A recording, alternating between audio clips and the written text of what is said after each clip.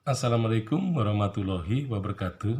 Kita bisa membayangkan betapa kayanya perusahaan swasta SDS, ya, Serayudal Stumtramp, maskapai yang beroperasi di Karsidenan, Banyumas. Jadi kalau kita melihat, ya, di Purwokerto, jadi di stasiun timur itu ada jalan menuju ke utara yang sekarang disebut sebagai Jalan Merdeka. Dulu disebut sebagai Jalan SDS karena di kanan kiri jalan itu adalah merupakan tanah milik SDS. Jadi perumahan-perumahan SDS itu ada di situ. Jadi perumahan SDS itu eh, dibatasi, ya, bagian barat itu ada tanah, ya. Jadi sebelah baratnya tanah SDS itu di situ ada sebuah bengkel yang sebenarnya bengkel itu sangat lama, ya, pada zaman Belanda. Jadi bengkel itu milik pabrik gula, ya. Jadi pabrik gula punya bengkel. Nah, kemudian sebelah timurnya itu adalah tanah-tanah SDS. Jadi tanah SDS itu dari Jalan Sudirman, jadi sebelah utara jalan itu ada tanah SDS itu, ya. Jadi mungkin seiring dengan panjangnya area stasiun timur Purwokerto itu.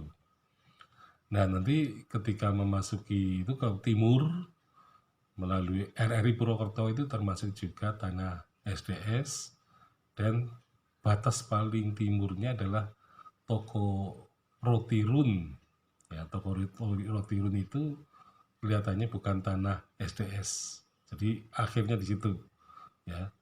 Nah, kemudian ke arah utara tanah-tanah SDS itu. Jadi sebenarnya SDS ini mempunyai tanah yang cukup luas di kota Purwokerto, gitu. Tetapi kemudian diambil alih oleh PN PJKA, ya, dulu PNK, sekarang jadi milik Perumka, ya. Jadi itu sebenarnya merupakan milik perusahaan swasta. Nah, jadi jalan SDS itu adalah jalan yang membelah tanah-tanah SDS, ya. Jadi yang namanya Polres Banyumas, sebenarnya Polres itu adalah milik SDS.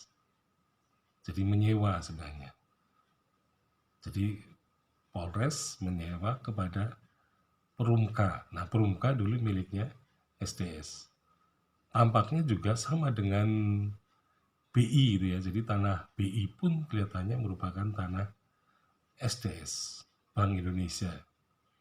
Jadi SDS ini memang terkenal, ya, mungkin dengan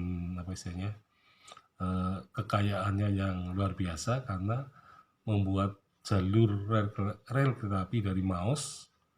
Jadi dari Maus itu tidak menyeberangi Sungai Serayu mengarah ke utara, bahkan di pinggir timur Sungai Serayu itu. Nah, kemudian ia menyusuri sungai itu, kemudian sampai ke Mandirancan, ya. Jadi ketika SS membuat jalur, ya, Kroya menuju ke Purwokerto, maka jembatan kereta api SS itu berada di atas rel kereta api SDS. Jadi di situ ada persimpangan, tetapi persimpangannya kereta SDS relnya di bawah jembatan. Ya, tentu saja ini jembatan yang lama, karena sekarang sudah dibuat lagi jembatan yang baru, ya. Jadi jembatan lama itu di bawahnya itu, di bawah jembatan itu ada lahan yang dulu dimanfaatkan. Jadi memang SDS lebih dulu, ya, yang lewat situ. Nah, sehingga SDS itu melalui, jadi SS membangun jembatan di atas rel kereta api SDS. Nah, sehingga kemudian kereta itu tidak perlu ada persimpangan gitu ya. Jadi kereta dari Kroya menuju Purwokerto bisa lancar tanpa harus berhenti gitu ya, karena di bawahnya itu ada rel kereta api STS. Jadi sebenarnya bisa dikatakan bahwa perusahaan STS ini merupakan perusahaan yang cukup besar dan kuat pada waktu itu. Nah, sehingga memang eh, kekayaannya itu cukup besar dengan modal, terutama membeli tanah yang cukup luas di kota Purwokerto itu. Sekian, Assalamualaikum warahmatullahi wabarakatuh.